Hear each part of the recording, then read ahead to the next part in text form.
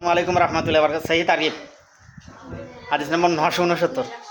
প্রিয় নবী রাসূল সাল্লাল্লাহু বলেছেন, কিয়ামতের দিন বান্দা বা বান্দির সিয়াম অর্থাৎ তার রোজা বা উপবাস বান্দা বা বান্দির জন্য সুপারিশ করবে।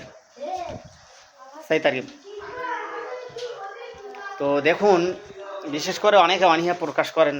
তো পীড়িত ব্যক্তি বা দুগ্ধদানকারী মা বা খুব বড় বড় অপারেশন এরকম বা মুসাফির এদের অবকাশ দেওয়া হয়েছে, তবে কাজা আদায় করে দিতে হবে। কিন্তু যারা স্বেচ্ছায় কাজা করবে তাদের কাজা কাফরা দুটোই লাজম হবে, এটা মনে রাখা উচিত।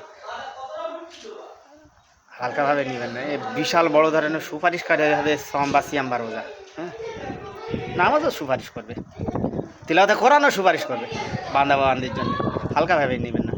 আর দেখুন, এক শ্রেণীর মানুষ তার মাদ্রাসার ছেলেদের দেখতে পারে না বা মাদ্রাসা হুজুরদের দেখতে পারে না। কারণ কি, মাদ্রাসা হাফেজ মাওলানারা বা মাদ্রাসায় পড়া ছেলেমেয়েরা জীবনে বর্ণপীরির পায়ে সেজদা দেবে না। হাক্কানি পীর তারা মানে, আমরা মানি হাক্কানি পীর, কিন্তু বর্ণপীরির পায়ে তারা সেজদা দেয় না। ওই জন্যই তার দেখতে পান না বা মাদ্রাসায় পড়তে নিষেধ করে। কারণ মাদ্রাসায় পড়লে তো চোখ ফুটে যাবে, কোরআন হাদিস জেনে যাবে, তারা আর ভণ্ডামি করতে পারবে না। অবশ্যই আপনাদের সন্তানদের অবশ্যই মাদ্রাসা বা ভার্সিটিতে বা ইউনিভার্সিটিতে বা স্কুলে পড়াবেন, মাস্ট শিক্ষিত করবেন, নাহলে বেকার হয়ে যাবে।